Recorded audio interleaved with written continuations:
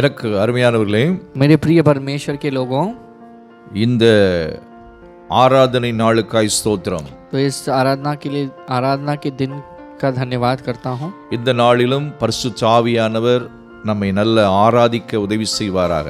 इस दिन में भी परमेश्वर की आत्मा आराधना करने के लिए हमें मदद करे. கர்த்தருடைய வார்த்தையை புரிந்து கொள்ள உதவி செய்வாராக. परमेश्वर की उस वचन को समझने के लिए मदद करे. இந்த நாளிலும் நம்முடைய வாழ்க்கையில் ஒவ்வொருவருக்கும் தேவையான அற்புதத்தை செய்வாராக. परमेश्वर इस दिन में हम हर एक की जिंदगी में जो चमत्कार चाहिए वो मिले. परमेश्वर उसकी मदद करे.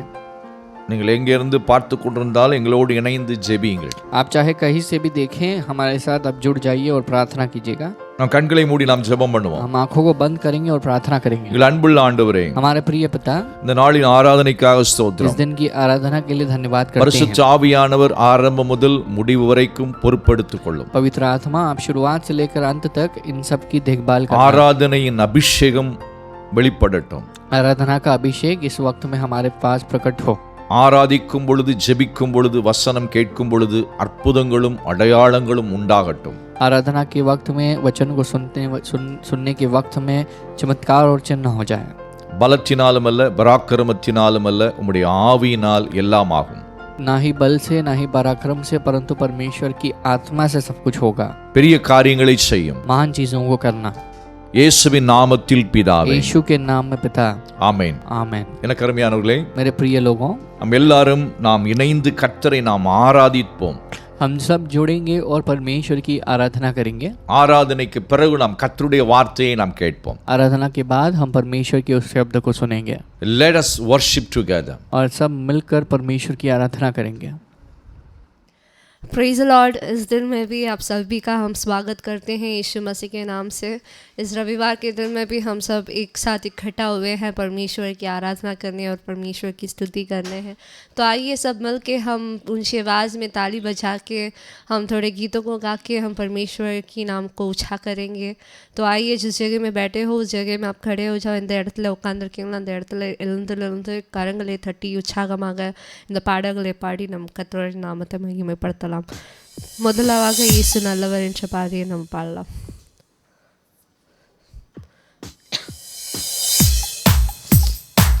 எல்லாம் நல்ல கரங்களை தட்டி உற்சாகமாக.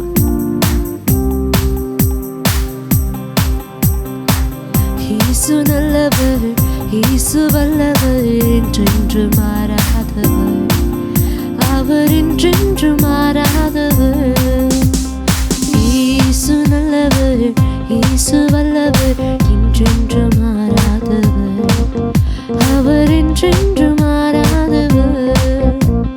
குருடனின் கண்களை திறப்பவர், அவர் நல்லவர் நல்லவரே. செவிடரின் செவிகளை திறப்பவர், அவர் நல்லவர் நல்லவரே.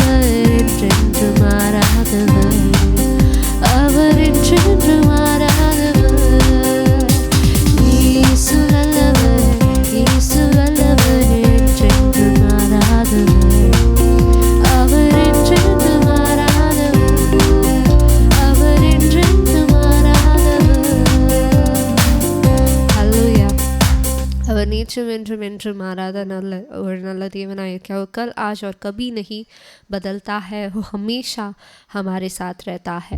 तो आइए और एक गीत को गाएंगे। मेरे लिए एक दोस्त है, वह स्वर्ग से आया है। हम हर एक के लिए एक दोस्त है और वह अच्छा है, वो प्यारा है और वो मधुर है। तो आइए जो से ताली बजा के इस गीत को भी ऊंची आवाज़ में हम गाएंगे।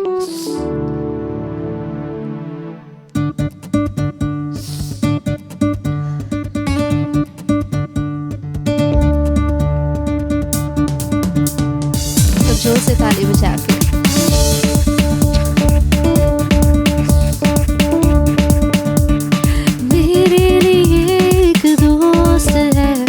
स्वर्ग से आया है।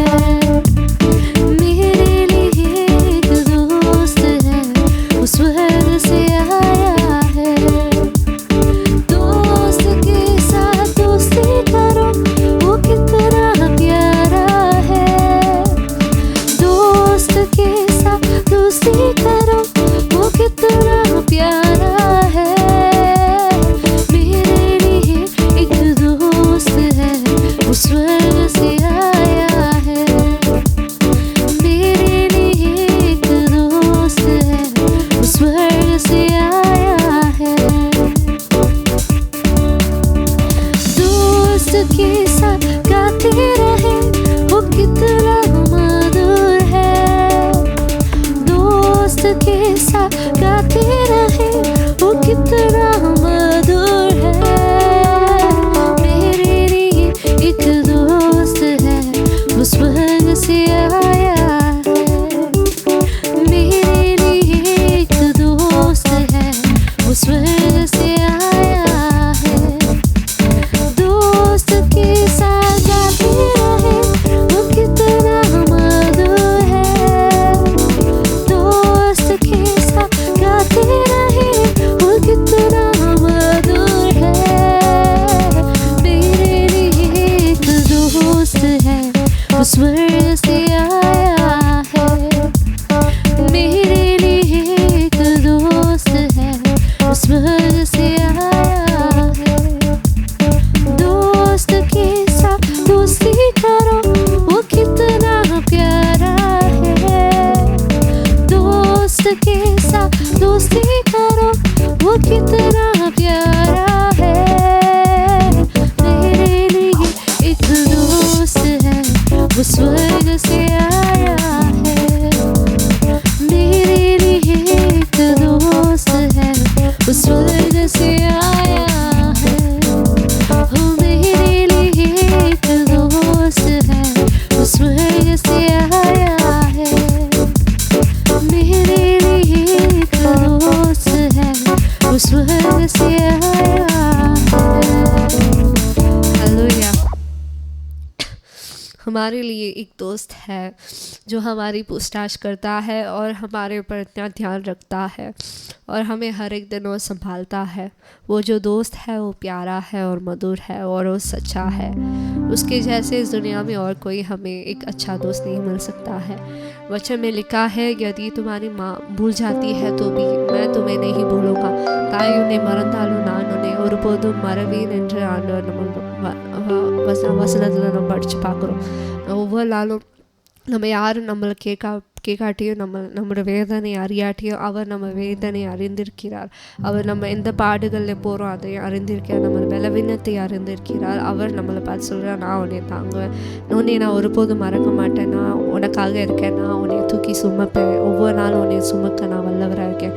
परमेश्वर कहते हैं कि मैं तुम्हें हर एक दिन उठा के संभालूंगा, चाहे कोई भी ना रहे, चाहे इस दुनिया में तो अकेले रहे, फिर भी मैं तुम्हारे साथ हूँ, मैं तुम्हें संभालूंगा और हर एक दिन तुम्हें मैं थामूंगा करके। तो आइए सब दोनों हाथों को उठा के हम परमेश्वर की ओर देखेंगे. ரெண்டு கரங்களை வைத்து நம்ம ஆண்டவரை நோக்கி பார்க்கலாமா. அவர் நம்மளை தூக்கி சுமக்கிற தேவன், தாயை போல நம்ம தேய்ச்சிக்கிற देवन, वो हमें थामता है, माँ के जैसे हमें प्यार करता है, माँ से भी ज़्यादा हमसे प्यार करता है और हमारी ख्याल रखता है. तो आइए सब दोनों हाथों को उठा के और उन खुले मन के साथ परमेश्वर की ओर देखेंगे और परमेश्वर का जो प्रसन्न है उसका अनुभव करेंगे. आइए सब दोनों हाथों को उठा के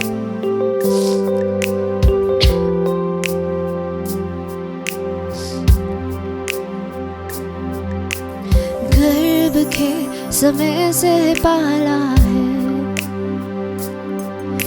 बनाया मुझको अपनी रूप में, डाली तूने अपनी रूह है, भर दिया अपनी नूर से। मिल के गर्भ के समय से पाला है, बनाया मुझको अपनी रूप में, डाली तूने अपनी रूह है, भर दिया अपनी नूर से। माँ के समान तू है, माँ की तरह तू ख्याल रखता है, माँ के समान तू है, माँ से भी ज्यादा प्यार करता है। सुकून है तेरी गोदी में, बाहों में तेरे हिफाजत है, पोछे सारे आंसू मेरे, डर सारे गुम हो गए। और एक बार गाएंगे। सुकून है तेरी गोदी में, बाहों में तेरे हिफाजत है, पोछे सारे आंसू मेरे, डर सारे गुम हो गए। माँ के समान, माँ के समान तू है, माँ की तरह तू ख्याल रखता है, माँ के समान तू है, माँ से भी ज्यादा प्यार करता है। तूने प्यार किया है मुझसे, जान से भी ज्यादा, जान से भी परवाह की है मेरी, छोटी सी छोटी बातों की तूने प्यार किया है मुझसे, जान से भी ज्यादा, जान से भी परवाह की है मेरी, छोटी सी छोटी बातों की। माँ के समान तू है, माँ की तरह तू ख्याल रखता है। यीशु माँ के समान तू है, माँ से भी ज्यादा प्यार करता है। तू की सुमा पीरे वाला, तू की सुमा पीरे वाला,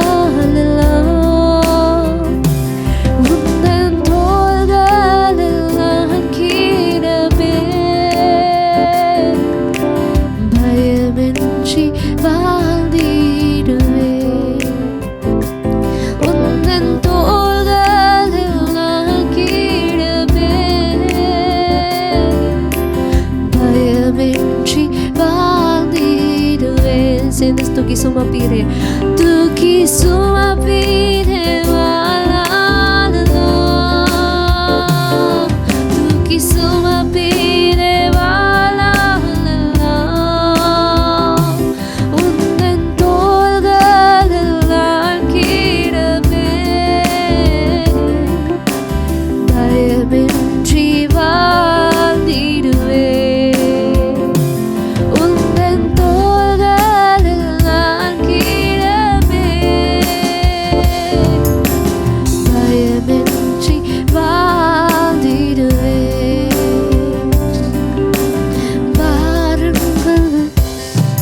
என்னை அழுத்தும் போது உம் பாதத்தை நான் பிடித்து கொள்வேன். யாரும் இன்றி நான் கலங்கும் போது என் நண்பனாக நீரே என்னை நடத்தி செல்வீரே. ஓ, யாரும் இன்றி நான் கலங்கும் போது என் நண்பனாக நீரே என்னை நடத்தி செல்வீரே. தூக்கி சுமப்பீரே வாழ்நாளெல்லாம், தூக்கி சுமப்பீரே வாழ்நாளெல்லாம்.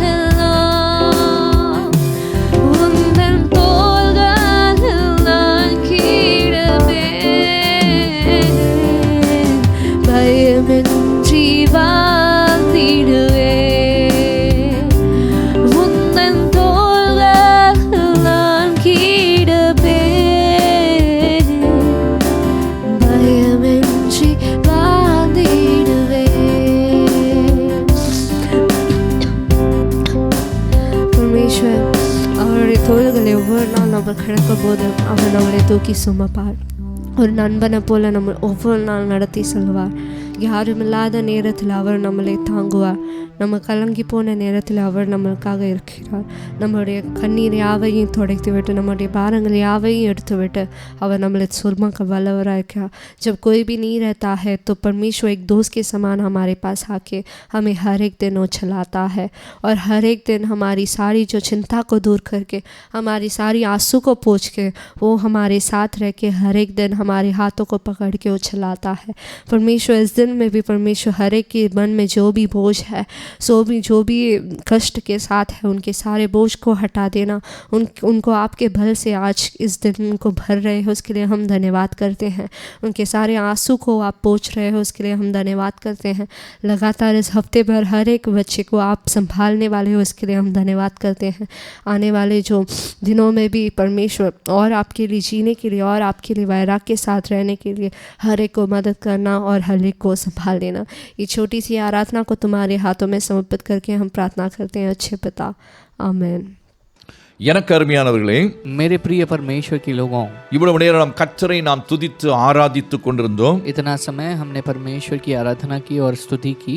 கர்த்தருடைய வார்த்தையை கேட்கிற ஒரு நேரம். परमेश्वर के उस शब्द को सुनने का यह समय है. இந்த வருஷத்திலே இந்த 4வது மாதத்தில் நாம் வந்திருக்கிறோம். तो इस साल के 4थे महीने में हम आए हैं. இந்த மாதத்திலும் ஒரு தேவனுடைய வார்த்தையை வாக்குத்தத்தமாய் நாம் தியானிக்க போகிறோம். तो इस महीने में भी हम परमेश्वर के उस शब्द को वादे के वचन के तौर में ध्यान करने वाले हैं. வாக்குத்தத்தம் எதற்காக ஆண்டவர் நமக்கு கொடுக்கிறார்? परमेश्वर क्यों अपना वादा देते हैं हमें? அது அந்த மாதத்துக்கு மட்டும்தான் பொருந்துமா? क्या ये उस महीने के लिए केवल है? அல்ல, नहीं, அது எப்பொழுதும் நமக்கு சொந்தமானது. वह हमेशा हमारा बनकर है. ஆனால் அந்த மாதத்திலே கர்த்தர் அதை நினைப்பூட்டுகிறார். तो इस महीने में इस वचन को परमेश्वर हमारी याददाश्त में लाते हैं. அந்த மாதத்திலும் கர்த்தர் நமக்காக அதை செய்து முடிப்பார். तो इस महीने में परमेश्वर इस वचन को पूरा करेंगे. ஆனால் அந்த வார்த்தை வாக்குத்தத்தம் அந்த மாதத்தோடு முடிந்து விட போவதில்லை. लेकिन ये जो वचन है, जो वादा परमेश्वर ने दिया है, ये महीने के साथ समाप्त नहीं होता. வானமும் பூமி ஒளிந்து போனால் அவருடைய வார்த்தைகள் என்றென்றைக்கும் அது நிலைத்து. चाहे आकाश या पृथ्वी टल जाए, लेकिन परमेश्वर का शब्द जो है हमेशा सर्वदा बना रहेगा. ஆகவே இந்த மாதத்திலே तो इस महीने में ஆண்டவரின் உள்ளத்திலே வைச்ச ஒரு வசனத்தை நாம் தியானிக்க போகிறோம். परमेश्वर ने जो मेरे मन में एक वचन को रखा है, उसे हम ध्यान करेंगे. அப்பத்தினால் மாத்திரமல்ல, தேவனுடைய ஒவ்வொரு வார்த்தையினாலும் நம்முடைய ஜீவன் பிழைத்திருக்கிறது. तो केवल रोटी को खाने से नहीं, परंतु परमेश्वर के हर एक शब्द को लेकर हम जीवित हैं. இந்த மாதத்தில் ஒரு வித்தியாசமான வாக்குத்தத்த வார்த்தையை நாம் தியானிக்க போகிறோம். तो इस महीने में एक अलग किस्म के वादे के वचन को ध्यान करने वाले हैं. நாகூமின் புஸ்தகம், नाहूम का पुस्तक, பழைய ஏற்பாட்டிலே पुराने नियम में. சின்ன தீர்க்கதரிசிகளிலே ஒருவர் நாகூம். तो ये छोटे भविष्यद्वक्ताओं में एक बनकर थे. நீங்கள் அதை புரட்டி எடுத்து பார்த்து கொள்ளுங்கள். आप अपने बाइबल में पुराने नियम में देख सकते हैं इनको. மீகா என்ற புஸ்தகத்துக்கு அடுத்த புஸ்தகம் நாகூம். ये मीका पुस्तक के बाद में आता है, अगला पुस्तक है. நாகூம்க்கு அடுத்தது ஆபகுக் என்ற புஸ்தகம். और नाहूम के बाद में हबक्कुक नाम पुस्तक आता है. இந்த நாகூம் 1ஆம் அதிகாரத்திலே इस नाहूम के पहले अध्याय में 15ஆம் வசனம் 15वां वचन இதோ சமாதானத்தை கூறுகிற சுவிசேஷகனுடைய கால்கள் மலைகளின் மேல் வருகிறது. तो देखो पहाड़ों पर शुभ समाचार का सुनाने वाले और शांति का प्रचार करने वाला आ रहा है. யூதாவே உன் பண்டிகைகளை ஆசரி, अब हे यहूदा अपने पर्व मान உன் பொருத்தனைகளை செலுத்து. और अपनी मन्नतों को पूरा कर. அப்பொழுது क्योंकि என்ன நடக்கிறது? क्या होता है, ஒரு வாக்குத்தத்தத்தை यहाँ கொடுக்கிறார். पर एक वादा परमेश्वर देते हैं. துஷ்டன் இனி உன் வழியாய் கடந்து வருவதில்லை. तो लिखा गया है कि वह सोचा फिर कभी तेरे बीच होकर नहीं चलेगा அவன் முழுவதும் சங்கரிக்கப்பட்டவன் और பட்டான். पूरी रीति से नाश हुआ है. பாருங்கள், இங்கே சொல்லப்பட்டிருக்கிறது துஷ்டன் என்றால் சாத்தான். तो यहाँ पर वह ओचा का मतलब यानी हमारा शत्रु शैतान. புதிய ஏற்பாட்டிலே அவனை குறித்து அவன் பொல்லாங்கன் என்று तो எழுதப்பட்டது. यहाँ पर लिखा गया है नए नियम में उसके बारे में जब वर्ण किया जाता है वह बुरा दुष्ट इंसान है. இன்னும் துஷ்ட மிருகம் என்று वह एक சொல்லப்பட்டிருக்கிறது. खूंखार जानवर है करके लिखा गया है. ஏசாயாவிலே துஷ்ட மிருகம் என்று तो சொல்லப்பட்டிருக்கிறது. आयशाया में खूंखार जानवर की तरह कहा गया है. ஆகவே துஷ்டன் சாத்தான் अब यहाँ पर लिखा गया है क्योंकि वह உன் வழியாய் கடந்து வருவதில்லை. वह खूंखार शैतान जो है फिर कभी तेरे बीच में होकर न चलेगा. சாத்தான் நம்முடைய வழியிலே வர முடியாத ஒரு உயர்ந்த, ஒரு தரமான, ஒரு வல்லமையான, ஆசீர்வாதமான ஒரு கிறிஸ்தவ வாழ்க்கையும் இருக்கிறது. तो शैतान कभी भी हमारे रास्ते में कभी नहीं आएगा, कभी आएगा ही नहीं. ऐसे किस्म की जिंदगी उत्तम जिंदगी है मसीह में.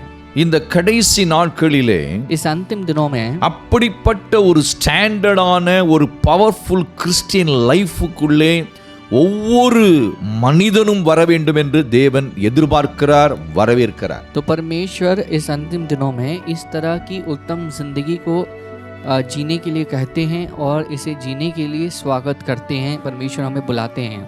அவன் அந்த துஷ்டன் முழுவதும் சங்கரிக்கப்பட்ட ஒரு நிலைமை. तो यहाँ पर लिखा गया है वह पूरी रीति से नाश हुआ है. ரோமர்லே கடைசி அதிகாரத்திலே ஒரு வசனத்தை நாம் பார்க்கும் यदि हम பொழுது रोमियो के कार्य में देखेंगे, पुस्तक में देखेंगे, ஒரு அருமையான आखिरी अध्याय வசனத்தை में, நாம் இதற்கு இணையான ஒரு வசனத்தை பார்க்க முடியும். तो एक सुंदर वचन को हम देख सकते हैं. கடைசி அதிகாரம் 20ஆம் வசனம், आखिरी अध्याय 20वां पद, 16ஆம் அதிகாரம் 20ஆம் வசனம். 16वां अध्याय 20वां पद. சமாதானத்தின் தேவன் சீக்கிரமாய் சாத்தானை உங்கள் கால்களின் கீழே நசுக்கி போடுவார். Complete will be smashed under our feet. तो लिखा गया है कि शांति का परमेश्वर शैतान को तुम्हारे पांवों के नीचे शीघ्र कुचल देगा. அப்போ சாத்தான் கம்ப்ளீட்டா அவர் நசுக்கிறது எங்கே? நம்முடைய பாதங்களுக்கு கீழாக நசுக்கி போடுகிறார். तो लिखा गया है कि परमेश्वर शैतान को कहां पर कुचलते हैं? हमारे पांवों के नीचे शीघ्र कुचल देंगे. அப்படியானால் तब इसका मतलब यह है சாத்தான் துளியளவும் நம்முடைய வாழ்க்கையிலே கிரியை செய்ய நினைத்து கூட பார்க்க முடியாத ஒரு லெவலை எட்டுவதுதான் அந்த கிறிஸ்தவ வாழ்க்கை. तब ऐसी एक मसीही जीवन में हमें प्रवेश करना है जहां पर एक घुट भी शैतान अपने पांवों को हमारी जिंदगी में रख नहीं सकता. என வேதத்திலே சொல்லப்பட்டிருக்கிறது. वचन में कहा गया है அவர் சகல சத்துருக்களையும் தங்களுடைய பாதபடி ஆக்கி போடும் வரைக்கும் அவர் பிதாவின் வலது பார்சத்திலே அமர்ந்து ஆளுகை செய்ய வேண்டும். तो लिखा गया है कि परमेश्वर सारी शैतान के क्रियाओं को अपने पांवों के नीचे शीघ्र कुचल कर, जब तक कुचल नहीं देते तब तक यीशु मसीह को अपने पिता के बगल में खड़ा होना है. அவர் பரிகரிக்கப்பட வேண்டிய கடைசி ஒரு சத்துரு, இந்த கடைசி நாட்களிலே அழிக்கப்பட வேண்டிய அந்த சத்துரு மரணம் என்று அந்த வார்த்தை முடிகிறது. तो ये शब्द ऐसे समाप्त होता है कि आखिर में परमेश्वर एक शत्रु को अपने पांवों के नीचे कुचल कर उसे नाश कर देंगे. वह शत्रु मृत्यु है. அப்ப ஆண்டவருடைய பிள்ளைகள், तो परमेश्वर के बच्चे जो हैं, every Christian must focus to this Christian life. तो हमेशा हर एक मसीही को अपने पूरे ध्यान को इसमें लगाना चाहिए, इस प्रकार के मसीही जीवन को जीने में. அதிலே அக்கறை உள்ளவர்களாக, கேர்ஃபுல்லாக அந்த growthக்குள்ளே போக வேண்டும் என்று ஆண்டவர் எதிர்பார்க்கிறார். तो परमेश्वर ये चाहते हैं कि हमें बहुत ध्यान देना है कि ताकि हम ऐसे किस्म के इस कार्य में, इस जीवन में बढ़ें. வேதத்தில் இன்னொரு இடத்துல நாம் और பார்க்கும்போது एक जगह में बाइबल में लिखा गया है, பொல்லாங்கன் உன்னை தொடான். शत्रु तुम्हें छू न सकेगा, He cannot even touch us. वह हमें छू नहीं पाएगा. அப்படிப்பட்ட ஒரு கிறிஸ்தவ வாழ்க்கை இருக்கிறது. अब इस प्रकार की एक मसीही जीवन है. ஆகவே தான் இந்த வசனம் அழகா तो சொல்லுகிறது, इस वजह से वचन हमसे कहता है, துஷ்டன் இனி உன் வழியாய் கடந்து வர மாட்டான். आइंदा दुष्ट या शत्रु तुम्हारे बीच होकर नहीं चलेगा. ஏன்? क्यों? அவன் முற்றிலும் क्योंकि சங்கரிக்கப்பட்டான். वह पूरी तरह से नाश हो चुका है. ஒரு காரியத்தை நல்லா புரிந்து கொள்ள एक வேண்டும். बात को समझ लेना है, சாத்தான் முற்றிலும் எங்கே சங்கரிக்கப்பட்டான்? तो शैतान पूरी तरह से कहां पर नाश हुआ? அவன் சிலுவையிலே அவன் தலை முற்றிலும் तो நசுக்கப்பட்டாயிற்று. क्रूस में उसका सिर जो है पूरी तरह से कुचला गया है. His power was completely stripped away. तो उसकी जो शक्ति है वो पूरी तरह से उससे ली गई है, छीन ली गई है. But he is still acting just like he is having the power. तो वह हमें आज भी अपने शक्ति को लिए हुए मानो वैसे नाटक करता है. அதனால தான் வேதம் சொல்லுகிறது, तो वचन कहता है, he is not an original lion, वह एक सही शेर नहीं, but just सिंह like नहीं. just like the original lion he is seeking someone to swallow up. लेकिन वह एक शेर के समान किसी को निगलने में वह पड़ा है, निगलने में तुला है. அவன் கட்சிக்கிற சிங்கம் போல is not an original lion. சிங்கம் போல எவனை விழுங்கலாமோ என்ற வகை தேடி சுற்றித் तो திரிகிறான். लिखा गया है कि वह एक सिंह के तरह, यानी सिंह नहीं है लेकिन सिंह की तरह वह किसको निगले इसकी जाल में वह घूम रहा है. அப்ப இதை நீங்கள் புரியதான் जब इस बात को हम समझने लगेंगे இந்த சொல்லப்பட்ட இந்த கிறிஸ்தவ வாழ்க்கையை நீ அடைய வேண்டும், அடைய முடியும். तो जो यहाँ पर मसीह जीवन कहा गया है, इस मसीह जीवन को हम पा सकते हैं. அப்போ இதை அடைவதற்கு अब इसे पाने के लिए மேல சில 3 காரியங்களை ஆண்டவர் சொல்றார். तो ऊपर परमेश्वर ने 3 चीजों को कहा है. ஒன்று, पहला जो है, நீ சுவிசேஷத்தை அறிவிக்கிறவனாக மாற तो வேண்டும். पहले तुम्हें सुख समाचार को प्रचार करने वाले तुम्हें बनना है. சுவிசேஷத்தை பிரசங்கிக்க வேண்டும் என்று இயேசு சொன்னார். तो शुभ समाचार का प्रचार तुम्हें करना है, सुनाना है दूसरों को. 16 அதிகாரம் 15 வசனத்திலே சொல்லும் பொழுது, मार्कुस के सुख समाचार के पुस्तक में 16 अध्याय में कहा गया है, நீங்கள் உலகமெங்கும் புறப்பட்டு போய் आप पूरी दुनिया में जाओ, சகல ஜாதிகளுக்கும் सारी सृष्टि के लोगों के पास சுவிசேஷத்தை जाकर பிரசங்கியுங்கள். सुख समाचार का प्रचार करना. நல்லா புரிந்து கொள்ளுங்கள். மார்க் 16 அதிகாரம் 15 வசனம். तो मार्कुस का सुख समाचार का पुस्तक उसमें 16 अध्याय 15 वचन. அவர் இயேசு கிறிஸ்து மரித்து உயிர்த்தெழுந்த பிறகு यीशु मसीह मरकर जी उठने के அவர் बाद பரலோகத்துக்கு எடுத்துக்கொள்ளப்படுவதற்கு முன்பு स्वर्ग में उठा लिए जाने से पहले அவர் ஒவ்வொருவருக்கும் சொல்லுகிற ஒரு கட்டளை என்ன தெரியுமா? हर किसी के पास परमेश्वर ने ये आज्ञा दी है. அவர் அவர்களை நோக்கி, वह उनको देखकर, நீங்கள் உலகமெங்கும் போய் तुम सारे जगत में சர்வ जाकर சிருஷ்டிக்கும் சுவிசேஷத்தை सारी பிரசங்கியுங்கள். सृष्टि के लोगों को सुख समाचार प्रचार करो. ஒவ்வொரு மனம் திரும்பிய ஒவ்வொரு ரட்சிக்கப்பட்டவனுடைய மிக பிரதானமான பொறுப்பு என்னவென்றால் சுவிசேஷத்தை அறிவிப்பது. तो सुख समाचार का प्रचार करना हर एक उद्धार पाए हुए व्यक्ति का मुख्य एक कर्तव्य है. நீ சுவிசேஷத்தை அறிவிக்காத ஒரு விசுவாசியாக ஒரு ஊழியக்காரனாக இருந்தால், यदि आप सुख समाचार का प्रचार नहीं करते हैं, நீ தேவனுடைய பிள்ளை என்று சொல்லுவதற்கு அருகதையற்ற ஒரு நிலைமைக்கு तो போய்விடுகிறாய். परमेश्वर के बच्चे आप हैं इसे कहने के लिए आपको कोई हक नहीं रहेगा. ஏனென்றால் देखिए, ஒவ்வொருவருக்கும் இது ஒவ்வொருவர் மேல் விழுந்த கடமை. तो ये हर किसी के ऊपर यह कर्तव्य आता है, ये जिम्मेदारी पड़ती है. இந்த சுவிசேஷத்தை உருவாக்குவதுதான் சிலுவை பாடுகளின் முக்கியத்துவம். इस सुख समाचार को बनाना या उत्पन्न करना क्रूस के कष्ट का मुख्य लक्ष्य है. சிலுவை பாடுகளும் உயிர்த்தெழுதலும் தான் சுவிசேஷம். सुख समाचार क्रूस के जो कष्ट और जी उठना जो होता है, ये दोनों कार्य जो है सुख समाचार बनता है. அப்போ இங்கே அதைத்தான் இங்கே சொல்லுகிறார். तो यही बात को परमेश्वर कहते हैं. சுவிசேஷகனுடைய கால்கள் எவ்வளவு அழகா இருக்கிறது. सुख समाचार के जो पांव है कितने सुंदर हैं.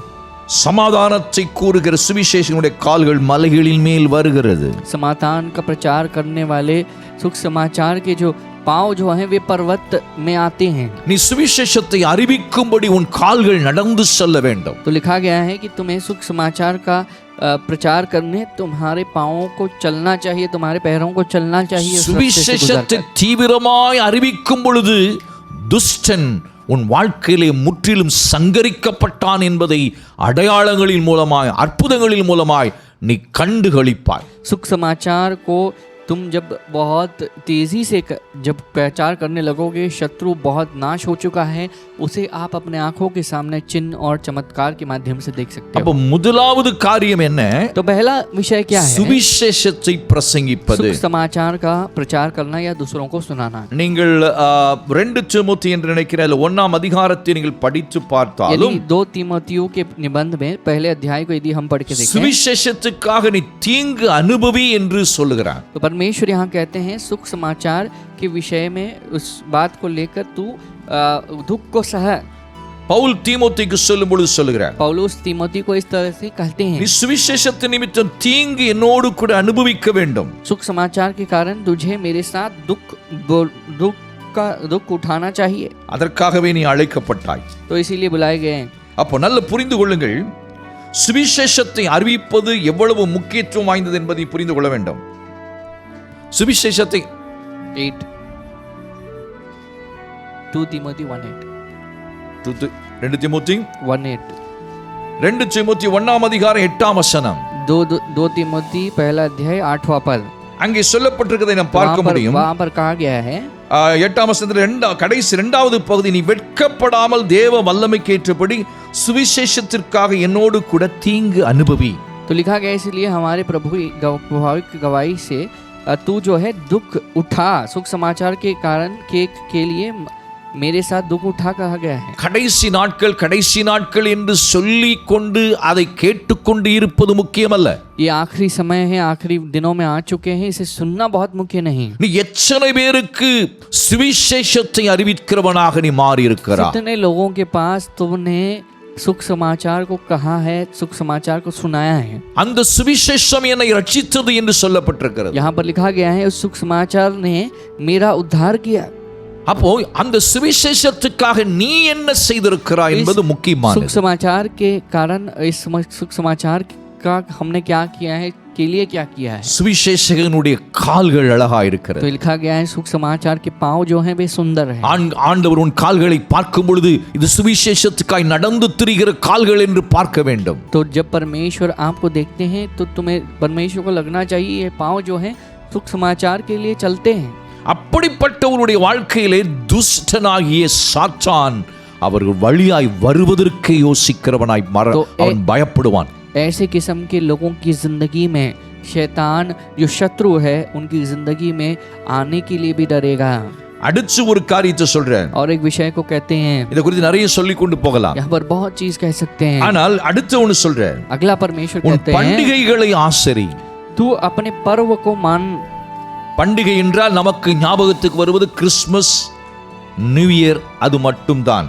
तो हमें मुख्य रूप से जब त्यौहार का पर्व कहते हैं तो हमें मुख्य रूप से क्रिसमस का जो कार्य याद आता है या न्यू ईयर याद आता है। அடுத்தது இப்பொழுது இந்த மாதத்தில் வரப்போகிற 15ஆம் தேதியில் வருகிற குட் ஃப்ரைடே, ஈஸ்டர், அவ்வளவுதான். तो उसके बाद आने वाले इस महीने में गुड फ्राइडे और ईस्टर जो आता है ये पर्व हम जानते हैं। புதிய ஏற்பாட்டின் பண்டிகைகள் இவைகள் தான் முக்கியமானவைகள். तब ये नए नियम के पर्व हैं जो त्योहारें हैं। ஆனா பழைய ஏற்பாட்டிலே இந்த பண்டிகைகளை குறித்து லேவியராகமம் 23ஆம் அதிகாரத்திலே சொல்லியிருக்கிறார். तो पुराने नियम में जितने भी त्योहार थे वो पर्वों के बारे में परमेश्वर ने लेविटिकस के पुस्तक में कहा है। 23ஆம் அதிகாரத்திலே 23वें अध्याय में இங்க ஆண்டு நாகும்ல சொல்லும்போது பண்டிகைகளை ஆசரிக்க வேண்டும். तो लिखा गया है कि आप उस पर्व को मानना, यानी उस समय को, उस त्योहारों को मानना। அப்படினா நீங்க சொல்லலாம், तब आप कह सकते हो பண்டிகைகள் எது பண்டிகைகள் என்று நம்ம புரியாததனால தான் சரியாய் நம்ம அதை புரியாமல் இருக்கிறோம். तो हम इसमें कंफ्यूज हो जाते हैं कि क्या पर्व है, किस त्योहार को मनाना வெறும் है। கிறிஸ்மஸ், வெறும் new year, good Friday, Easter மட்டுமல்ல. तो यहाँ पर सिर्फ केवल क्रिसमस, न्यू ईयर और गुड फ्राइडे ईस्टर को केवल नहीं मनाना है। பண்டிகை என்பது என்ன என்பது முதல்ல நமக்கு தெரிய வேண்டும். पहले ये पर्व क्या होता है, इस पर्व के बारे में जानना चाहिए। அப்பதான் நம்ம அந்த பண்டிகையை சரியா ஆசரிக்க முடியும். तब हम उस पर्व को सही से मानकर चल सकते நான் हैं। சுருக்கமாக சில காரியங்களை சொல்லுகிறேன். मैं यहाँ पर बहुत कम में कहना 23ஆம் चाहूंगा। அதிகாரம் லேவியராகமம் लेविटिकस का पुस्तक கர்த்தர் சொல்லுங்க, இஸ்ரவேல் புத்திரரோடு சொல்ல வேண்டியது என்னவென்றால், इजरायली நல்லா கவனிக்க வேண்டும். ध्यान से सुनिए। சபை கூடி வந்த பரிசுத்த நாட்களாக ஆசரிக்கும்படி நீங்கள் கூற வேண்டிய கர்த்தருடைய பண்டிகைகள் நாட்கள் அப்படி சொல்லுகிறேன். तो कलीसिया में जो इकट्ठा होना होता है, भवन में इकट्ठा जो सभा होती है, वो दिन को तुम्हें उस दिन के पर्व को मानना चाहिए। 4ஆம் வசனம் சொல்லுகிறேன், और 4 पद में சபை கூடி வந்து कलीसिया को इकट्ठा பரிசுத்தமாய் होकर ஆசரிக்கும்படி நீங்கள் குறித்த காலத்தில் கூற வேண்டிய கர்த்தரின் பண்டிகைகளாவன. तो लिखा गया है, फिर यहोवा के पर्व जिसमें से एक एक तेरे ठहराए हुए समय में तुम्हें पवित्र सभा करने के लिए प्रचार करना होगा। அப்ப இந்த வசனத்தில் எதை பண்டிகை என்று சொல்லுகிறார்? तब यहाँ पर परमेश्वर किसे पर्व எந்த कहते हैं, किसे பண்டிகையில் त्योहार कहते சபை हैं। கூடி வரும்பொழுது அது பண்டிகையாய் மாறுகிறது. तो जहाँ पर लिखा गया है कि जब भी कोई भी विषय को लेकर कलीसिया इकट्ठा होती है, वह நீங்கள் पर्व बनता है। குறித்த காலத்தில் சபை கூடி வரும்படி குறித்த காலமெல்லாம் பண்டிகையின் நாட்களாக இருக்கிறது. तो लिखा गया है कि जिस दिनों में कलीसिया इकट्ठा होती है, जिस समय को हमने नियुक्त किया है इकट्ठा होने के लिए, वह समय पर्व बनता है परमेश्वर का। அப்ப ஞாயிற்றுக்கிழமையிலே புதிய ஏற்பாட்டின்படி நாம் சபை கூடி வருகிறோம். तो नए नियम के अनुसार हम जो है यहाँ पर हर रविवार को कलीसिया इकट्ठा होती है सभा में। புதிய ஏற்பாட்டில் ஏன் ஞாயிற்றுக்கிழமையிலே சபை கூடி வர வேண்டும் என்று நியமிக்கப்பட்டது? तो क्यों नए नियम में रविवार को कलीसिया में लोग आते हैं? பழைய ஏற்பாட்டிலே ஓய்வு நாள் என்று சொல்லும் பொழுது அது சனிக்கிழமையாக இருக்கிறது.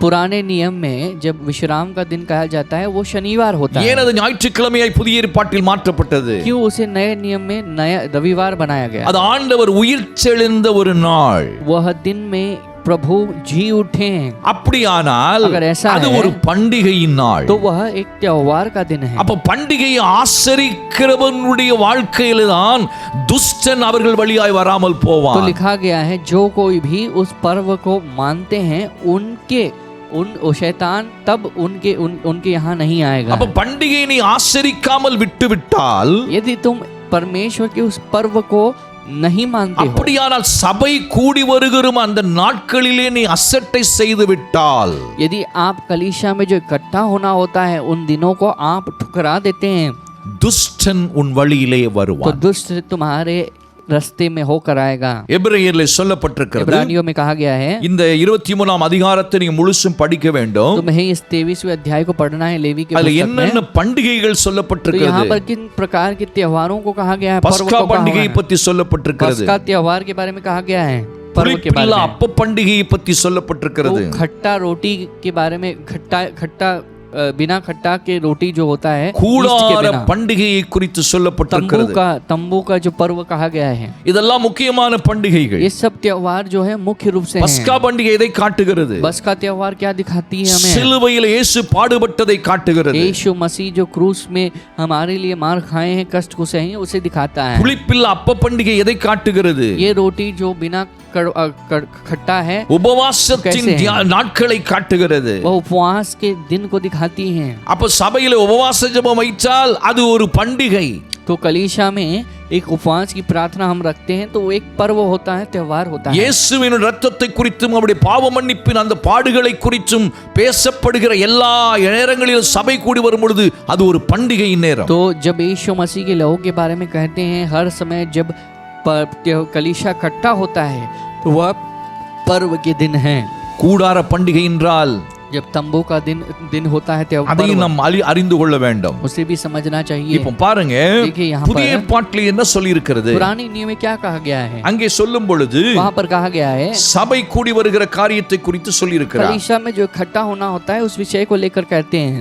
சபை கூடி வருதலை சிலர் விட்டு விடுகிறது போல நீங்கள் விட்டுவிடக் கூடாது जैसे कलीसिया में आना कुछ छोड़ देते हैं, वैसे तुम्हें छोड़ना नहीं என்று चाहिए। சொல்லப்பட்டிருக்கிறதை நாம் ऐसे பார்க்க कहा गया முடியும். है, इसे हम देख सकते हैं। அப்போ சபை கூடி வருவது என்பது ஒரு பெரிய பண்டிகை நாளாக तो இருக்கிறது. कलीसिया में जो इकट्ठा होना होता है ये त्योहार का दिन है. நல்ல புரிந்து கொள்ளுங்கள். इस बात को समझना எபிரேயர் चाहिए. 10 அதிகாரம் 25 வசனம். इब्रानियों 10वां अध्याय उसमें 25वां वचन. பாருங்கள், சபை கூடி வருதலை சிலர் விட்டு விடுகிறது போல நாமும் விட்டு விடாமல் जैसे कुछ कलीसिया में इकट्ठा होना छोड़ देते हैं वैसे हम भी ना छोड़े. அப்போ சிலர் சபை கூடி வருவதை விட்டு விடுகிறோம். कुछ जो हैं कलीसिया में आना छोड़ देते हैं. ஆனா அந்த பண்டிகை நாட்கள் பண்டிகை எங்கே கொண்டாடப்படுகிறது? சபை கூடி வந்து கொண்டாட வேண்டும் என்று சொல்லுகிறது. यहाँ पर पर्व को कैसे मनाना है? यहाँ पर लिखा गया है कि जब भी कलीसिया इकट्ठा होती है वह पर्व का दिन होता है. சபை கூடி வருகிற ஒரு குறித்த நாட்கள் நேரங்கள் என்று சொல்லப்படுகிறது. तो यहाँ पर हर एक समय जो आपने ठहराया है कलीसिया में इकट्ठा होने के लिए वह पर्व है. அங்கே இயேசு கிறிஸ்துவினுடைய பாடுகளும் அவருடைய சிலுவை ரத்தமும் எல்லாம் சொல்லப்படுமானால் அந்த இடம் பஸ்கா பண்டிகை நாள் அந்த நாள் மாறுகிறது. अगर कोई जगह में यीशु के कष्ट के बारे में, यीशु के क्रूस के दुख के बारे में, जी उठने के बारे में कहा गया है, ये उसके पर्व हैं. இயேசு பஸ்கா ஆடாக நமக்காக சிலுவையில் यीशु பாடுபட்டார். मसीह पस्का के मेमन के समान क्रूस को सहा, दुख को सहा. சுருக்கமா சொல்லலாம், இயேசுவை பற்றி பிரசங்கிக்கும்படி அந்த இடத்திலே சபை கூடி வரும் பொழுது அது ஒரு பண்டிகையின் நேரம் நாள். तो यीशु के बारे में जब प्रचार किया जाता है वह त्योहार है, पर्व का दिन है. அப்ப நல்லா புரிந்து கொள்ளுங்கள். ध्यान से समझिए. சபை கூடி சில விட்டு விடுவது போல நாம விட்டு விட கூடாது. तो कलीसिया में जैसे आना कुछ छोड़ देते हैं, हमें नहीं छोड़ना है. ஒருவருக்கொருவர் புத்தி சொல்ல வேண்டுமா? और लिखा गया है कि एक दूसरों को हम समझाएं. எவ்வளவு நாட்கள் சமீபித்து வருகிறதை எவ்வளவாய் பார்க்கிறீர்களோ அவ்வளவாய் புத்தி சொல்ல வேண்டும். तो हम जानते हैं कि जो उस दिन का वो दिन निकट आने वाला है, उतना ही त्यों तो हम भी और अधिक समझाए दूसरों को. அப்ப ஒன்று நம்ம தெளிவா இருக்கணும். तो यहाँ पर एक बात को समझ लेंगे, ரொம்ப முக்கியமானது. बहुत अच्छी तरह से समझना है. எனக்கு அருமையான தேவனுடைய பிள்ளைகளே, मेरे प्रिय परमेश्वर, நேரம் சுருக்கமா இருக்குன்னா சில காரியத்தை சொல்லி முடிக்கிறேன். कम है इसलिए मैं कम कहना चाहूंगा. சபை கூடி வந்து சில விட்டு விடக்கூடாது. कलीसिया में जैसे इकट्ठा होते हैं वैसे छोड़ना नहीं है. சபை கூடி வருகிறது பண்டிகையின் நாட்கள், அது பண்டிகைக்கு சமம். कलीसिया में इकट्ठा होना एक पर्व होता है, त्योहार मनाना के जैसे होता है. இத நல்லா புரிந்து इस கொள்ளுங்க. बात को समझ लीजिए. அடுத்து என்ன சொல்லுகிறார்? अगला परमेश्वर क्या कहते हैं? பொருத்தனைகளை செலுத்து. अपने वादों को निभाना. பொருத்தனைகள் என்றால் यहाँ पर जब वादा நமக்கு कहते ஞாபகத்துக்கு வருவது हैं வெறும் காணிக்கைகள் பொருத்தனை மட்டும்தான் तो நமக்கு यहाँ पर ஞாபகத்துக்கு வரும். लिखा हमें यह क्या मन्नत जब कहते हैं तो क्या याद आता है? हमने जो वादा किया देने के लिए रुपए के बारे में हम सोचते हैं. பொருத்தனை என்றால் நான் இந்த மாதிரி செய்வேன் என்று நமக்கு மேல்பட்ட ஒரு அதிகாரம் உள்ளவரிடத்திலே ஒப்புதலாக உடன்படிக்கையாய் சொல்லுவதுதான் பொருத்தனை. अभी जब मन्नत करना जो होता है एक ऐसे किस्म का कार्य होता है, हमारे ऊपर जो लोग होते हैं उनके पास हम कहते हैं कि हाँ मैं इसे पूरा करूंगा, इस तरह से करूंगा. அது பண காணிக்கையாக இருக்கலாம், वो चाहे दान हो सकता है, இல்லாவிட்டால் நான் இப்படி ஆண்டவருக்கு இந்த வருஷம் இந்த நாட்களிலே ஊழியம் செய்வேன் என்று ஒரு பொருத்தனை பண்ணலாம். आपने ऐसा मन्नत किया होगा कि नहीं प्रभु के लिए मैं और सेवा करूंगा इस तरह से. இல்லாவிட்டால் நான் ஒழுங்கா சபைக்கு இந்த வருஷத்திலே வருவேன் என்று பொருத்தனை பண்ணிருக்கலாம். आपने ऐसा मन्नत किया होगा नहीं मैं हर रोज कलीसिया में आऊंगा, ऐसे आपने मन्नत किया. இல்லாவிட்டால் கர்த்தருக்கு இவ்வளவு காணிக்கை செலுத்துவேன், இப்படிப்பட்ட காரியத்துக்கு நான் கொடுப்பேன் என்று பொருத்தனை பண்ணிருக்கலாம். या फिर आप ऐसे मन्नत कर सकते हो जहां पर आपने कहा होगा कि हाँ मैं कलीसिया के लिए इतना दान दूंगा, मैं इतनी कार्यों को निभाऊंगा. ஆனா இப்படி நிறைய பொருத்தனைகள் இருக்குது. ऐसे बहुत तरह के निबंध हैं. நான் ஆண்டவருக்கு சபைக்கு சரியான நேரத்துக்கு வருவேன் என்று நீ பொருத்தனை பண்ணிருக்கலாம். आपने मन्नत किया होगा कि हाँ मैं सही समय में आइंदा चर्च में आऊंगा. நான் ஊழியக்காரங்களுக்கு உதவியா இருப்பேன் என்று ஒரு பொருத்தனை பண்ணிருக்கலாம். आपने ऐसा एक मन्नत किया होगा हाँ मैं सेवकों के लिए साथ दूंगा, मददगार बन के रहूंगा. நான் தேவனுடைய ராஜ்யத்தில் இந்த வேலைகளை செய்வேன் என்று பொருத்தனை பண்ணிருக்கலாம். आपने ये मन्नत की होगी कि मैं परमेश्वर के राज्य में ऐसे कामों को करूंगा.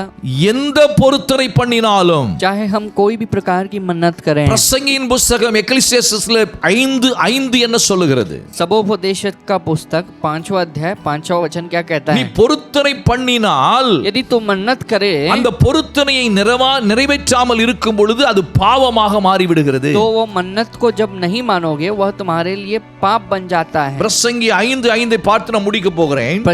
सबोपदेशक 5वां अध्याय 5वां वचन, 5ஆம் அதிகாரம் 5ஆம் வசனம். 5वां अध्याय 5वां वचन. நல்ல பாருங்கள், சொல்லப்பட்டிருக்கிறது 5ஆம் வசனம், நீ நேர்ந்து கொண்டதை செய்யாமற் போவதை பார்க்கலும் நேர்ந்து கொள்ளாமல் இருப்பதே நலம். तो लिखा गया है मन्नत मानकर पूरी न करने से मन्नत का न मानना ही अच्छा है. 4ஆம் வசனம், நீ தேவனுக்கு ஒரு பொருத்தனை பண்ணி கொண்டால் அதை செலுத்த தாமதியாதே. तो यहाँ पर लिखा गया जब तू परमेश्वर के लिए मन्नत माने तब उसके पूरा करने में विलंब न कर, அவர் மூடரில் பிரியப்படுகிறதில்லை. क्योंकि वह मूर्खों से प्रसन्न नहीं होता. நீ நேர்ந்து கொண்டதை செய். जो मन्नत तूने मानी है वो उसे पूरी करना. ஆறாம் வசனம், உன் மாம்சத்தை பாவத்துக்குள்ளாக்க உன் வாய்க்கு இடம் கூடாதே. பொருத்தனை தேவையில்லாமல் வாயினால் பண்ணி பாவம் செய்து விடாதே. तो लिखा गया है कोई वचन कहकर अपने मुंह से पाप न करना. அப்ப நல்லா புரிந்து கொள்ளுங்கள், ध्यान से सुनिए, பொருத்தனை பண்ணி அதை நிறைவேற்றாவிட்டால் that's a foolishness. यदि मन्नत मानकर यदि हम उसे पूरा नहीं करेंगे तो हम एक मूर्ख हैं.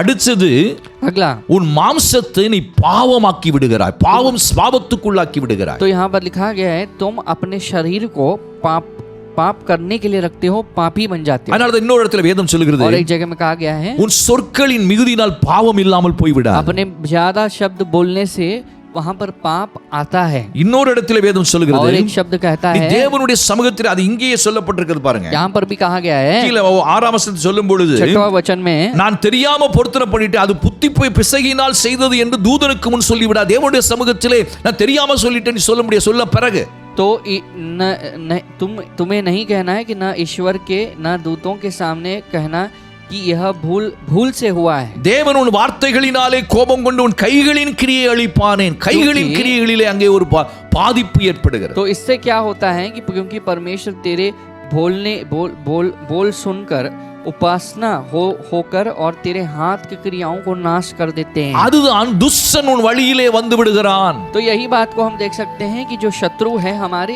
रास्ते से होकर आ जाता है. சாத்தானை குறித்து யோவான் 10:10 என்ன சொல்லுகிறது? शैतान के बारे में यूहन्ना 10वें अध्याय 10वें वचन में क्या அவன் कहता திருடவும் है? அழிக்கவும் கொல்லவும் வருகிறான். वह लूटने, चुराने और हत्या करने आता है. அப்ப உன்னுடைய பொருளாதாரத்திலே அவன் கை வைத்து वह விடுவான். तुम्हारे जो विषय में यानी भौतिक फिनांस में हाथ रखेगा. நீ अनेक காரியங்களை பொருத்தனை பண்ணி நிறைவேற்றாமல் இருக்கும் சாத்தான் உன்னுடைய வாழ்க்கையிலே கிரியை செய்வதற்கு அது பல இடங்களை நீனே திறந்து வைத்ததற்கு சமமாய்விடும். तो आप जब कुछ मन्नत करते हो तो आप जब पूरा नहीं करते हो तो आपने शैतान के लिए अपनी जगह दी है बहुत जगहों में अपनी जिंदगी में. எனக்கான அருமையான தேவனுடைய मेरे பிள்ளைகளே, प्रिय परमेश्वर के लोगों, இந்த மாதத்திலே इस महीने में நீங்கள் சற்று சிந்திக்க வேண்டும். आपको जरा सोचना है. சுவிசேஷத்தின் வேலையை செய், सुख समाचार की सेवा कर, பொருத்தனைகளை நிறைவேற்று. अपने मन्नतों को पूरा कर, அடுத்தது நீ பண்டிகைகளை ஆசரி. और त्योहारों को मनाना. நீ அப்படி செய்யும் பொழுது जब तुम ऐसा करोगे என்ன நடக்கிறது? क्या होता है? துஷ்டன் உன் வழியாய் கடந்து வருவதில்லை. शत्रु तेरे मार्ग से होकर नहीं आएगा. அவன் முற்றிலும் சங்கரிக்கப்பட்டவனாகவே உன் வாழ்க்கையில் காணப்படுவான். वो पूरी तरह से नाश हुआ दिखेगा. ஜெபிக்க போகிறோம். प्रार्थना करेंगे. கண்களை மூடி ஆண்டவரை நோக்கி आंखों को बंद कर लेंगे, परमेश्वर की ओर. ஆண்டவரே, परमेश्वर, என் வாழ்க்கையிலே நான் சரியாய் செயல்பட, परमेश्वर मेरी जिंदगी में सही से काम करना. நான் எனக்கு நேரம் கிடைத்தாலும் கிடைக்காவிட சுவிசேஷத்தை குறித்த ஒரு பாரம் எனக்குள் வரட்டும். परमेश्वर, चाहे मुझे समय मिले ना मिले, सुख समाचार के प्रति बोझ मेरे अंदर आए. நான் பலமுறை பல பொருத்தனைகளை பண்ணி அதை நிறைவேற்றாமல் நான் தாமதித்து கொண்டே இருக்கிறேன். परमेश्वर, मैंने बहुत मन्नतों को की है लेकिन मैंने उसे पूरा नहीं किया और मैंने बहुत उसमें विलंब दिखाया. அதை சரியாய் நிறைவேற்றுவதற்கு எனக்கு கிருபையும் பலனையும் தார். परमेश्वर, उसे सही से पूरा करने आप मुझे अनुग्रह दिखाना. நான் சபை கூடி வருகிறதை விட்டு விடுகிறேன். परमेश्वर, कलीसिया में जो इकट्ठा होना होता है मैं छोड़ देता हूँ. அது தவறு. அது பெரிய பண்டிகை ஆசரிக்காமல் போனால் சாத்தானின் வாழ்க்கையிலே கிரியை செய்வதற்கு இடமாகிவிடும் என்று வசனத்தை அறிந்த பிறகும் நான் செய்யக்கூடாது. लेकिन वचन को जानने के बावजूद मुझे ये नहीं करना है, इसे किए बिना नहीं रहना चाहिए. प्रभु, எனக்கு உதவி செய். आप मेरी मदद करना. எனக்கு அருமையானவர்களே, मेरे प्रिय लोगों, ஆண்டவரிடத்தில் இப்படி சொல்லி परमेश्वर के पास ஜெபியுங்கள். आप इसे बोलकर प्रार्थना करते. கேட்ட வார்த்தைகளின்படி செய்ய और जो ஒப்புக்கொடுங்கள். शब्द को हमने सुना है उसे करने के लिए मदद கர்த்தர் பெரிய करना. காரியங்களை செய்வார். परमेश्वर वहां चीजें ஆண்டவரே, करेंगे. இவர்களை ஆசீர்வதிக்கிறேன். परमेश्वर इन्हें आशीष இந்த करता. மாதம் यह महीना இவர்கள் வாழ்க்கையிலே इनकी जिंदगी में துஷ்டன் வழியிலே வராத மாதமாய் இருக்கட்டும். दुष्ट इनकी रास्ते में होकर न आए. முற்றிலும் சங்கரிக்கப்பட்டான் என்ற ஒண்ணுமே அவன் என்னுடைய வாழ்க்கையில் ஒன்று செய்ய முடியாமல் போனது என்ற நிலைமைக்கு வரட்டும். परमेश्वर, वह शत्रु मेरे जीवन में आइंदा कभी काम नहीं करेगा, नाश हो गया है. ऐसी ஒரு स्थिति में आए கிறிஸ்தவ हैं. வாழ்க்கை அப்படிப்பட்ட தேவனோடு உறவாடுகிற வாழ்க்கைக்குள் கடந்து வரட்டும் ஒவ்வொருவரும். परमेश्वर, ऐसे परमेश्वर की मसीह जीवन में हर एक लोग आए. प्रभु, உதவி செய்யும். मदद कर. இயேசுவின் நாமத்தில் यीशु பிதாவே. के नाम में पिता.